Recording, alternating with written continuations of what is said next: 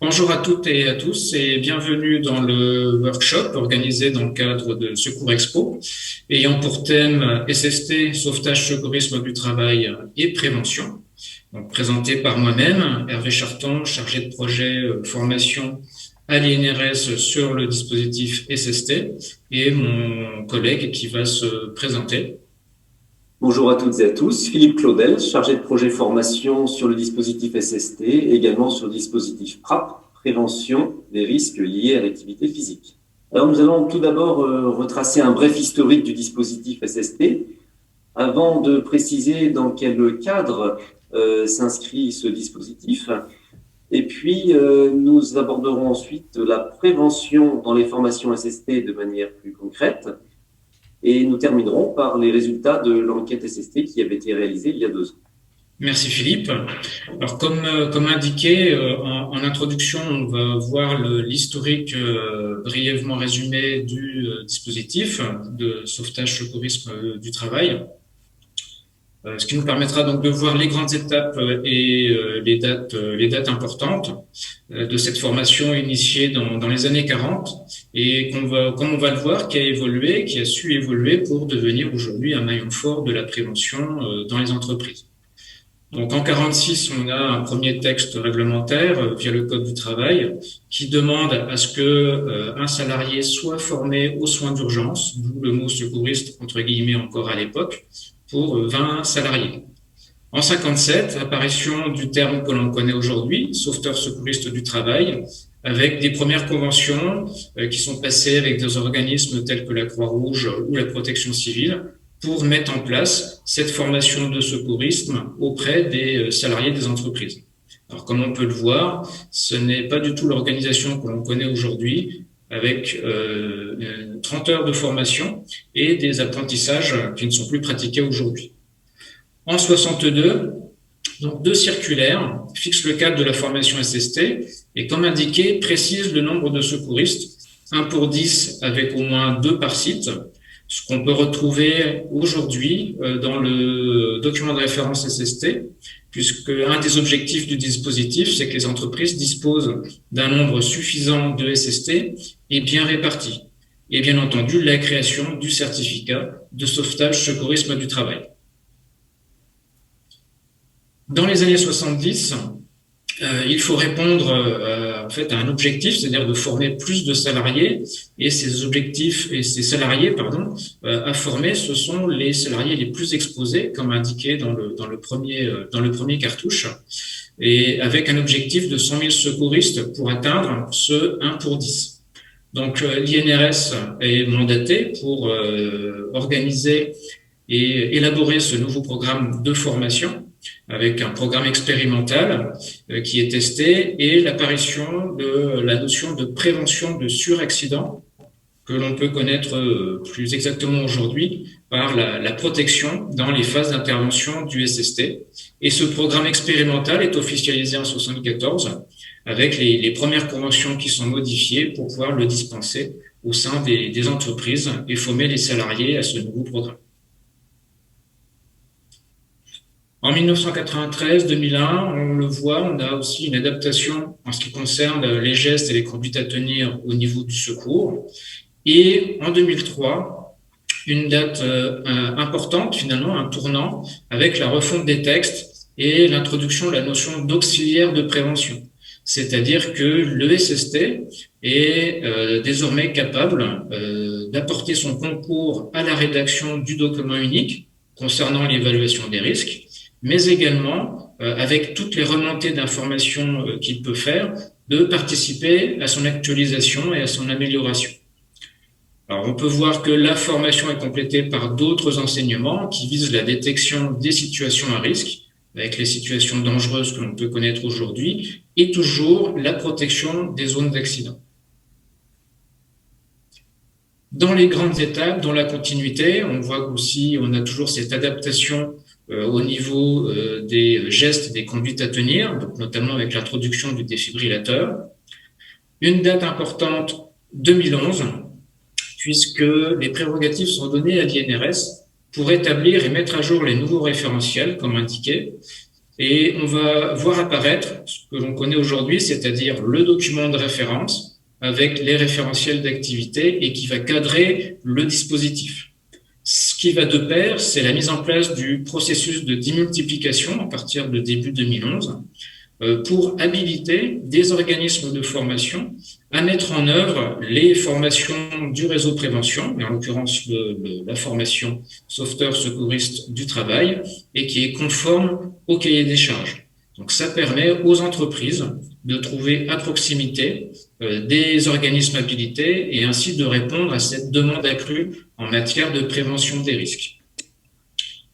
2014, le document de référence évolue et introduit les domaines de compétences que l'on connaît aujourd'hui, donc les 2 domaines de compétences. Donc être capable d'intervenir sur une situation d'accident du travail, donc de porter secours, toujours, et de participer et de contribuer à la prévention des risques dans son entreprise. Et en 2020, une dernière évolution avec le document de référence paru en janvier 2020 qui précise les compétences attendues d'un SST en matière de prévention. Donc on aura l'occasion que ce soit développé par Philippe dans les thèmes abordés juste après. Et de mieux faire le lien avec les compétences du formateur. Donc de la même manière, ce sera développé. Donc les compétences du formateur, ces fameuses compétences qu'il devra mobiliser pour être lui-même capable de développer les compétences prévention chez le SST en formation. Alors, le dispositif SST est cadré par un document qui est appelé le document de référence SST, qui traite tout au long des pages finalement la prévention, puisqu'on va retrouver 76 fois le terme prévention au sein de ce document. Alors tout d'abord, dans la partie introductive, ce document va rappeler en fait les objectifs qui sont fixés par le réseau de prévention, à savoir de développer la culture prévention au sein des entreprises et des salariés. Et le document positionne finalement la formation comme un moyen prioritaire de diffusion de la prévention. L'idée étant de faire évoluer la formation à la prévention vers le plus grand nombre de salariés possible, sans toutefois y perdre ni sa valeur ni sa qualité. Cette partie précise également que le développement et la promotion du SST dans les entreprises constitue une mission importante et elle définit l'objectif pour les entreprises qui est de disposer dans chacune d'elles d'un nombre de SST bien réparti, un nombre suffisant pour pouvoir intervenir immédiatement et efficacement face à une situation d'accident, mais également afin de permettre de contribuer à la prévention des risques professionnels de l'entreprise. Alors, ensuite est expliquée l'organisation générale du dispositif. Alors, il faut bien comprendre qu'il y a 3 niveaux de formation en SST. Un niveau formateur de formateurs, ce sont des personnes qui sont formées par l'INRS, qui donc cadrent le dispositif. En dessous, nous avons des formateurs qui sont formés par les formateurs de formateurs. Et ces formateurs vont eux-mêmes former les acteurs SST. On peut dès à présent noter que les formateurs ont comme prérequis l'obligation de suivre préalablement une formation base en prévention qui peut se faire en présentiel ou bien à distance. Pour déployer le dispositif SST, un certain nombre de partenariats ont été créés, alors avec des organismes de formation, bien entendu, pour mettre en place des formations d'acteurs et de formateurs, mais également avec des entreprises qui vont pouvoir disposer en leur sein de formateurs, voire même de formateurs, en fonction finalement de leur taille, des risques qui sont identifiés, et puis de leur projet de prévention. Il faut noter par ailleurs qu'il existe un partenariat avec le ministère de l'Éducation nationale afin de développer une culture de prévention chez les élèves et les étudiants, que ce soit des établissements publics ou privés, pour l'enseignement professionnel et technique, également pour les apprentis des CFA. Enfin, il faut relever que la formation SST est également intégrée dans des formations d'acteurs prévention de secours, les formations APS, qui sont mises en œuvre pour des secteurs d'activité spécifiques, comme par exemple l'aide et soins à domicile ou le transport. Alors, dans le document de référence, on va trouver également des référentiels. Alors tout d'abord, concernant le formateur SST, 3 types de référentiels. En premier lieu, un référentiel d'activité qui va finalement définir les missions attendues d'un formateur. Alors, parmi ces missions, on va voir bien évidemment la préparation et l'animation des formations SST, que ce soit les formations initiales ou les maintien et actualisation des compétences, les MAC. Mais également, on va trouver la participation à la démarche de prévention de l'entreprise. Deuxième type de référentiel, le référentiel de compétences, où 2 domaines de compétences traitent de la prévention. Dans l'un, il va s'agir de démontrer l'intérêt de la formation SST pour une entreprise, et le formateur aura pour rôle notamment de justifier la formation SST par rapport à la demande d'une entreprise, que ce soit au niveau du secours, bien sûr, mais également de la prévention. Et puis, il aura pour tâche de pouvoir répondre à la demande de formation d'une entreprise, demande qui peut être liée au développement de la prévention dans cette structure. Un deuxième domaine de compétences traite, lui, de la maîtrise des aspects méthodologiques et techniques de la prévention et du secours. C'est un domaine de compétences qui a été ajouté il y a un peu plus d'1 an maintenant, qui était finalement indirectement déjà présent. Bien sûr, on avait les mêmes exigences auparavant, mais là, on les réaffirme, on les écrit, on les précise, et un formateur doit être en mesure de pouvoir justifier la mise en place de différentes actions, et notamment de prévention. Ce qui suppose qu'il soit lui-même en capacité d'identifier les risques professionnels, et puis d'apprécier également la pertinence des propositions d'amélioration qui sont remontées par les SST, et qu'ils sont en capacité également de formuler d'autres pistes d'amélioration. Et puis, 3e type de référentiel, c'est un référentiel de certification, puisque les formations SST sont toutes certifiantes, c'est-à-dire que les épreuves certificatives vont être passées aussi bien pour les formations initiales que pour les MAC. Et dans le cadre des épreuves certificatives pour le formateur, on va notamment lui demander de répondre par écrit à une demande de formation SST, et il devra faire apparaître les différents avantages qu'il y a pour une structure à mettre en place une formation SST par rapport à la démarche de prévention de cette structure. Au niveau de l'acteur, on va retrouver de manière classique les 3 mêmes types de référentiels. Au niveau de son référentiel d'activité, il va s'agir pour lui d'intervenir face à une situation d'accident. Bien sûr, on l'a vu, Hervé nous l'a rappelé tout à l'heure, c'est le rôle premier du SST, en tout cas historiquement. Et puis, deuxième rôle qui est apparu par la suite, c'est de contribuer à la mise en œuvre d'actions de prévention au profit de la santé et de la sécurité au travail. Alors, ça va dépendre bien sûr de l'organisation d'entreprise, de l'autonomie et du champ d'action du salarié, mais en tout cas, l'idée, c'est bel et bien qu'il puisse mettre à contribution ses compétences au service de la prévention pour éviter les accidents dans l'entreprise. Et justement, dans son référentiel de compétences, il y a un domaine complet qui est dédié à la prévention. On retrouve un domaine sur le secours et puis un deuxième domaine sur la prévention pour sa contribution en fait à la prévention des risques professionnels. Et on va revenir juste après sur les différentes compétences que l'on trouve dans ce référentiel. Pour terminer, sur les référentiels, la partie certificative également, où on va lui demander, par rapport à la situation d'un accident qu'il a eu à traiter préalablement d'un point de vue du secours, et on va lui demander également de répondre à certaines questions par rapport à la prévention, et notamment pour savoir ce qu'il aurait été possible de faire avant l'accident pour éviter qu'il ne survienne. Alors justement, dans les formations d'acteurs SST, comment aborder la prévention, quel est le contenu et quels sont les outils mis à disposition des formateurs? Alors, dans les contenus, on va retrouver finalement les 3 compétences qui font partie du domaine de compétences dédié à la prévention. La première compétence, pour le SST, c'est de savoir situer son rôle dans l'organisation de la prévention de l'entreprise. Ça suppose évidemment qu'il connaisse un certain nombre de notions de base en prévention, des définitions sur les accidents du travail, les maladies professionnelles, dangers, les risques. Il va devoir se positionner en fait comme un acteur de la prévention, notamment par rapport à un accident. Que se passe-t-il pendant et après un accident, bien sûr, mais également avant? Comment faire pour éviter qu'un accident n'arrive? Et puis également, cela suppose qu'ils connaissent le rôle des différents acteurs de la prévention, des autres acteurs, que ce soit des acteurs internes ou des acteurs externes. Il va devoir également caractériser les risques professionnels par rapport à la situation de travail. Donc, cela suppose qu'il puisse repérer des dangers et qu'il puisse les faire remonter, évidemment. Alors, d'une part, aux personnes qui pourraient être exposées à ces dangers et d'autre part, aux autres personnes en charge de la prévention dans l'entreprise.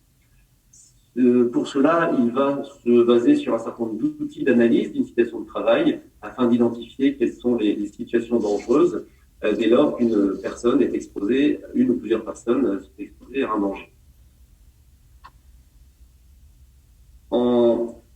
Ensuite, on va retrouver donc une troisième compétence qui est la participation à la maîtrise des risques professionnels par des actions de prévention. Et là, on va entrer plus concrètement dans le rôle du SST. Et notamment, son premier rôle, ça va être de supprimer le danger, pour supprimer le risque. Il pourra parfois le faire directement. Et parfois, ça supposera qu'il fasse intervenir d'autres acteurs de prévention de l'entreprise. Et s'il ne peut pas supprimer le danger, eh bien, il faudra réduire les risques.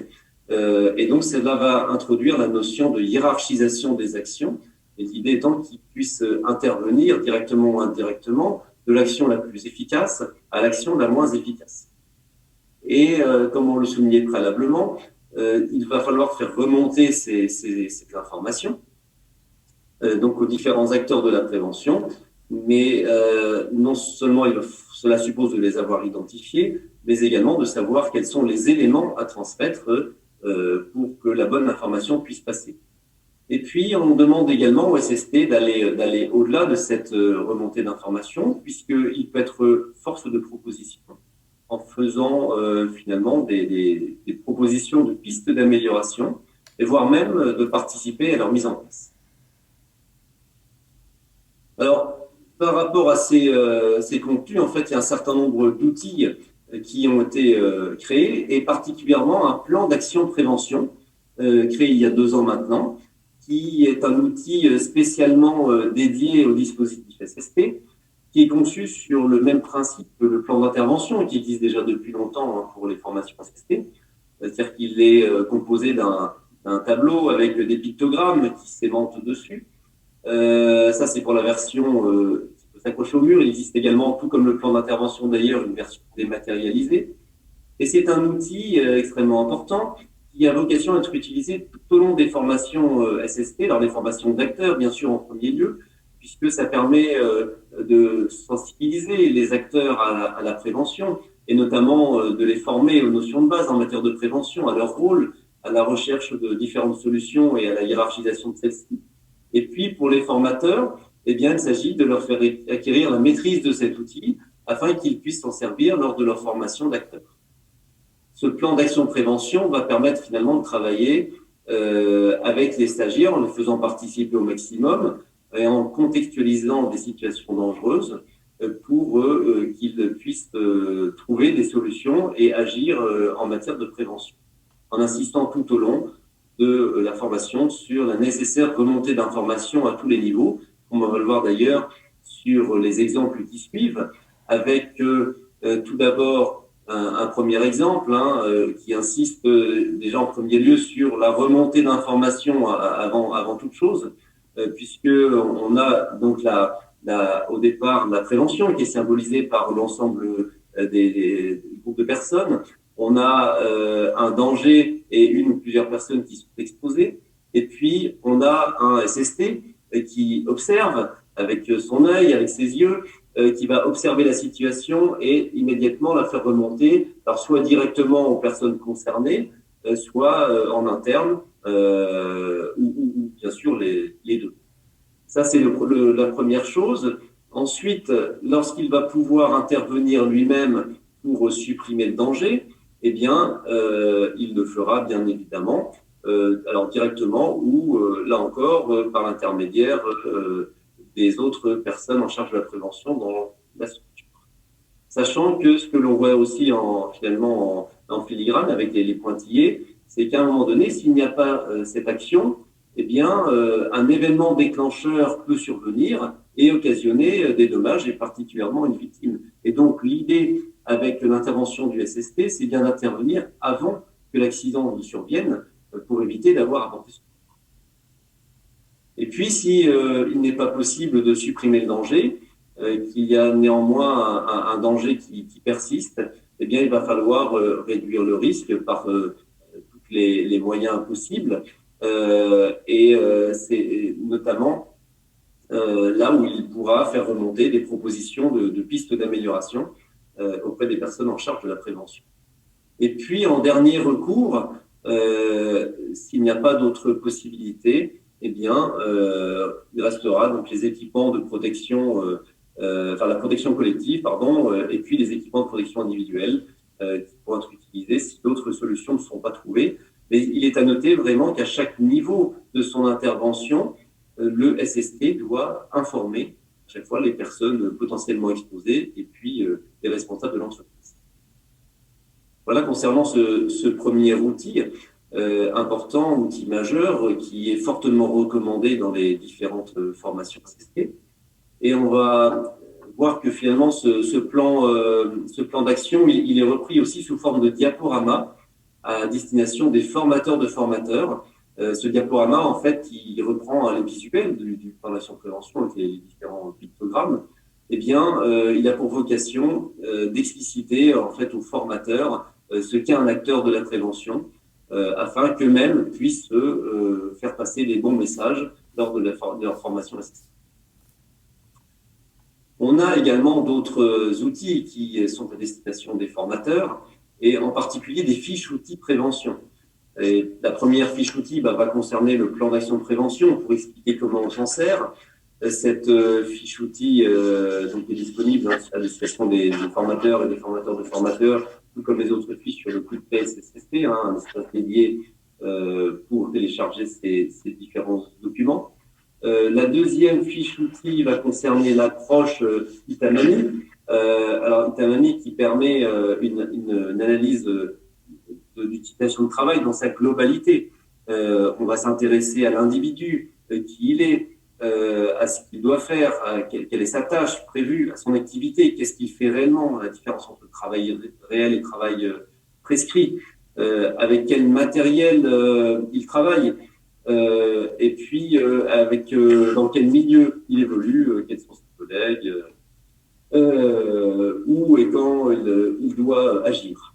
Et puis, alors l'idée, c'est bien sûr de mettre en évidence, finalement, à un moment donné, les dangers, les personnes qui sont exposées, et de voir comment, là encore, on peut faire remonter des pistes d'amélioration. Et puis, dernière fiche outil, les services prévention des CARSAT, CRAMIX et GSS. Donc, ce sont les caisses d'assurance retraite de la santé au travail, la caisse régionale d'assurance maladie de l'Île-de-France et les caisses générales de sécurité sociale pour l'outre-mer. Ces fiches qui expliquent en fait quelles sont les missions de ces caisses. En mission de conseil pour accompagner les entreprises dans leur démarche de prévention, mission de formation également, en termes d'incitation financière aussi, et puis d'information sur les risques professionnels.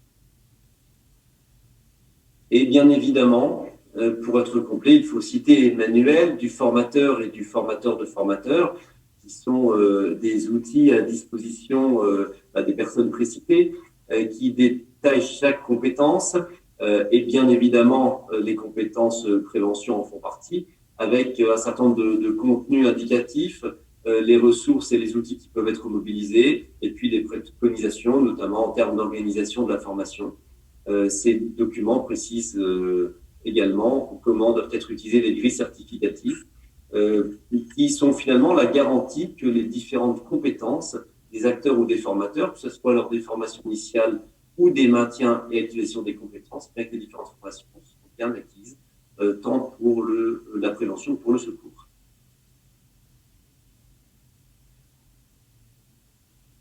Merci Philippe. Donc dans la continuité, il était important en 2019, après pratiquement 10 ans de pilotage du dispositif par l'INRS, d'évaluer le dispositif et finalement de s'assurer de son adéquation et avec les besoins des entreprises.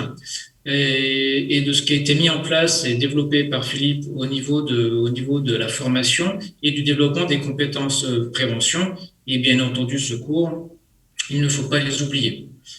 Alors, ont été interrogés, ben, finalement, je dirais, les personnes les plus impliquées dans le dispositif, que sont les salariés et les entreprises. Donc, le premier volet a permis d'interroger les salariés et de récolter plus de 1800 questionnaires exploitables pour cette enquête, sachant que la cible visée pour avoir et bénéficier en fait d'un retour d'expérience des personnes interrogées, on a ciblé les SST pendant un stage de maintien et actualisation des compétences pour leur permettre de répondre au questionnaire et de faire valoir en fait leur expérience acquise dans leur activité de SST au sein de leur entreprise. Donc les premiers résultats de cette enquête en fait sont les suivants. On a une photographie à l'instant donné des personnes qui ont pu répondre avec une répartition dans les différentes catégories socio-professionnelles que l'on peut voir. Ça permet aussi de mettre en lumière d'autres données importantes telles que l'ancienneté dans l'entreprise, puisque les SST interrogés ont une ancienneté dans l'entreprise en moyenne de plus de 15 ans. Donc finalement, c'est pas anodin, ce sont des personnels entre guillemets fidèles et qui restent dans l'entreprise. Et l'entreprise est un des vecteurs principaux pour finalement faire la promotion du dispositif, puisque plus de 84% des SST interrogés ont eu connaissance de la formation par l'intermédiaire de leur entreprise. Donc ça exprime bien un ancrage profond de ce dispositif au sein des entreprises. Et près de 40% des salariés interrogés, formés SST, connaissent le programme de la formation avant de la suivre et, je dirais, vont en stage en toute connaissance de cause, à savoir que seront développées et maintenues les compétences prévention en suivant cette formation SST. Quelles sont les raisons de participation des salariés? Eh bien, je dirais que sans surprise, c'est pour être capable de secourir en toutes circonstances, bien entendu, comme c'était rappelé par Philippe, c'est quand même, je dirais, la colonne vertébrale finalement de la formation. En complément, c'est de secourir également sur le lieu de travail, bien entendu, et pour près de 30% d'entre eux, d'être sensibilisés aux risques professionnels, ce qui est pas anodin, en fait, finalement, dans les attentes exprimées des salariés qui participent à cette formation. Le niveau de satisfaction est excellent, comme on peut le voir, puisque pour plus de 99% d'entre eux, c'est une formation qui est en adéquation avec leurs besoins, mais également avec leur secteur d'activité, puisque c'est une formation qui a la possibilité d'être contextualisée au métier du stagiaire et à ses risques. Quels sont les apports de la formation pour les salariés? Donc, le premier volet en matière de secours. Donc, on s'aperçoit que pour les SST interrogés, pour plus de 45% d'entre eux, ils ont déjà apporté leur aide au moins une fois sur une situation nécessitant leur intervention, avec une moyenne de pratiquement 4 interventions pour les SST interrogés, avec une petite différence, un distinguo en fonction des secteurs d'activité. Et dans ce cadre-là, la formation a été jugée utile pour 97,8% d'entre eux. Alors que ce soit pour les premières actions du SST, à savoir protéger, examiner, alerter, mais également pour pratiquer les gestes de secours. C'était cette première partie sur le secours. En ce qui concerne les risques professionnels, ils ressortent de la formation avec une meilleure connaissance. Alors que ce soit, on le voit sur les différents graphiques, en fonction des 3 secteurs d'activité, que ce soit une meilleure connaissance au niveau, bien sûr, du poste du salarié lui-même, puisque c'est lui qui est je dirais, un des plus à même de connaître ses propres risques, mais également une meilleure connaissance des risques professionnels avec des champs de vision un petit peu plus élargis. Donc, on a une meilleure connaissance au niveau des postes des collègues, mais également au niveau de l'entreprise.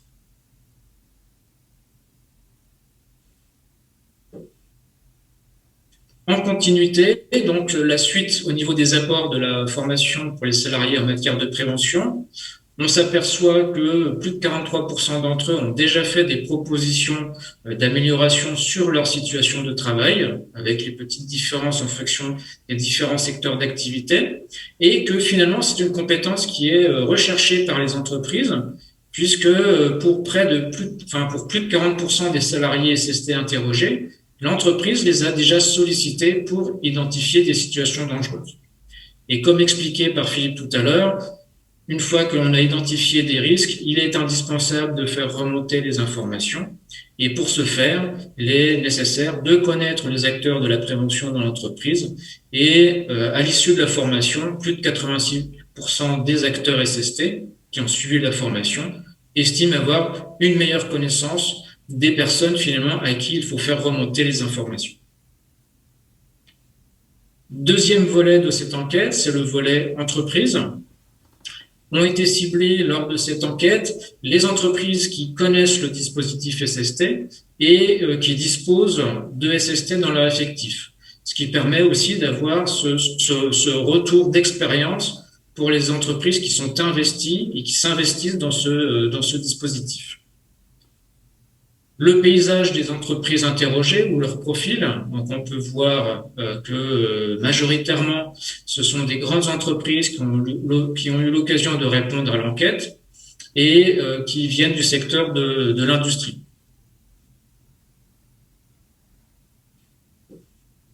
Une donnée intéressante, finalement, c'est le nombre de salariés formés. Alors, sur cette diapo, sur ce graphique, on fait la distinction entre les entreprises habilitées, donc qui peuvent dispenser les formations en interne, qui ont l'habilitation du réseau de prévention. Et on s'aperçoit que pour plus de 78% d'entre elles, elles disposent de plus de 20 salariés. Alors, à mettre en corrélation, bien sûr, avec le profil des entreprises interrogées, comme on l'a vu tout à l'heure, avec une majorité de grandes entreprises, plus de 250 salariés, et du secteur de l'industrie. Comme tout à l'heure avec les SST, les salariés, le motif de la formation pour les entreprises, c'est de disposer de secouristes, bien entendu, mais également, plus de 67%, de disposer de salariés sensibilisés aux risques professionnels. Et comme on a pu le voir avec les salariés, c'est une compétence qui est recherchée et exploitée, et on le verra avec d'autres données tout à l'heure sur d'autres diapositives. Compétences prévention SST dans les entreprises, finalement, qu'est-ce que ça représente pour elles? En premier point, on a une très bonne connaissance de la double compétence de la formation SST, donc à savoir secours et bien entendu prévention, avec la différence entre entreprise habilitée et entreprise non habilitée.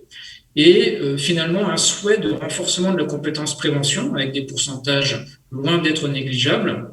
Alors, pour faire le lien et rebondir avec ce qui avait été expliqué par Philippe, ce renforcement se traduit finalement par cette définition des compétences prévention de l'acteur et du formateur et de la mise en œuvre de tous ces outils mis à disposition pour développer les compétences prévention chez les salariés SST. Les apports pour les entreprises, donc on a 3 items finalement, et si on fait une moyenne, 69% des représentants des entreprises déclarent que le salarié formé SST est déjà intervenu pour porter secours dans l'entreprise. Alors ça c'est une moyenne, on voit les chiffres différents en fonction de la taille de l'entreprise. 57% des représentants déclarent que le salarié formé SST a déjà participé à la prévention des risques professionnels en proposant des pistes d'amélioration. Et enfin, 52% des représentants des entreprises déclarent que le salarié formé SST a déjà été sollicité par l'entreprise pour l'aider à identifier des risques professionnels. Alors on s'aperçoit en fonction des graphiques qu'il y a une marge de progression, il y a un effort aussi à fournir vers les petites entreprises de moins de 20 salariés.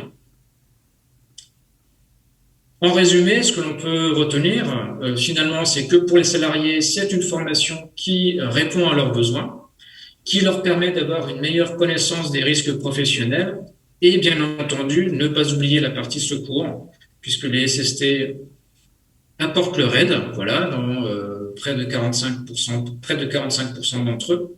Et dans ce cas, la formation est jugée utile. En ce qui concerne les entreprises, comme déjà dit précédemment, les salariés formés SST participent à la prévention dans l'entreprise, pour 52% d'entre elles en moyenne, et la formation SST est bien associée à la prévention des risques, comme on a pu le voir tout à l'heure, avec la connaissance, cette reconnaissance de la double compétence. En conclusion de ce workshop, on peut déjà en premier lieu avoir quelques chiffres que représente le dispositif SST, donc dans les différents niveaux. Alors, on a volontairement omis les années 2020 et 2021, et comme vous le savez, donc qui ont été assez perturbés par la Covid-19. Donc les chiffres vraiment, je dirais, représentatifs sont ceux des années précédentes, sur lesquels on avait plus d'1 million de stagiaires par an d'acteurs SST, donc auxquels il faut aussi ajouter, comme évoqué tout à l'heure, les pratiquement 15 000 acteurs prévention secours des dispositifs sectoriels qui sont certifiés également SST. Et on peut vous rappeler également qu'un certificat SST est valable 2 ans. Donc, sur 2 années consécutives, on peut estimer qu'on a plus de 2 millions de SST à jour de certificat. Pour former ces acteurs SST, donc du régime général, nous disposons de formateurs, et sachant que on en forme et formé plus de 8000 stagiaires par an, alors que ce soit en stage de maintien et actualisation des compétences ou en formation initiale. Par contre, pour le formateur, la durée du certificat est de 3 ans. Donc, si on fait un peu la même opération pour les formateurs, on peut estimer aujourd'hui que nous disposons de 24 000 formateurs à jour de certificat pour former tous les acteurs, que ce soit en initial ou en stage de maintien et actualisation des compétences. Et au niveau formateur de formateurs, nous disposons de plus de 470 formateurs de formateurs, entre guillemets, en haut de la pyramide. Et il faut également ajouter la partie éducation nationale. Philippe en parlait tout à l'heure au niveau du partenariat, ce qui permet pour les entreprises de disposer finalement de jeunes salariés déjà sensibilisés aux risques professionnels, avec un distinguo entre le personnel de l'éducation nationale et les élèves de l'enseignement supérieur ou de l'enseignement professionnel, avec un volume de 130 000 stagiaires par an. De la même manière, au niveau de l'éducation nationale, il fonctionne avec un certain nombre de formateurs, donc un peu plus de 9 700 aujourd'hui, et des formateurs de l'éducation nationale, qui sont pratiquement 200 à aujourd'hui. Les atouts de la formation, donc là, pour le coup, vraiment pour conclure sur ce workshop, donc comme on a pu le voir depuis le début, c'est cette dimension historique et cette reconnaissance du dispositif, donc qui s'exprime par l'historique qu'on a pu balayer ensemble et les éléments, les résultats de l'enquête, un ancrage dans la culture des entreprises. Cette formation de secouriste est adaptée au monde du travail avec ses 2 composantes, prévention et secours. Les atouts, c'est aussi ce stage de maintien et actualisation des compétences tous les 2 ans, qui permet aux stagiaires de partager leur expérience et d'actualiser leurs compétences, qu'elles soient secours ou prévention. Et les spécificités, donc, sachant que c'est une formation certifiante enregistrée au répertoire spécifique de France Compétences, ce qui permet aussi à cette formation d'être finançable, soit par le compte formation ou par des fonds mutualisés. Comme expliqué par Philippe, elle bénéficie d'outils pédagogiques dédiés et originaux, tels que le plan d'action de prévention pour la partie prévention, par définition, et le plan d'intervention pour la partie secours. Et cette contextualisation à l'environnement professionnel qui est mise en avant systématiquement pour impliquer les stagiaires dans leurs risques et leur propre prévention. Et cette démultiplication, donc cette habilitation d'organismes de formation qui permet de répondre aux besoins des entreprises et de trouver à proximité des organismes habilités pour former leur personnel.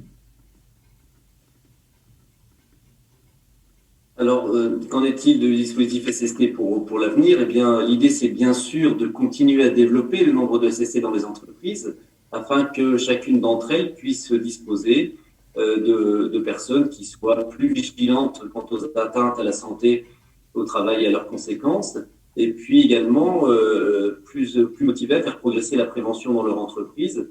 Les SST sont, de par leur formation au secourisme, plus conscientes des causes de l'accident et donc peuvent plus facilement adopter un comportement préventif pour éviter que l'accident ne survienne.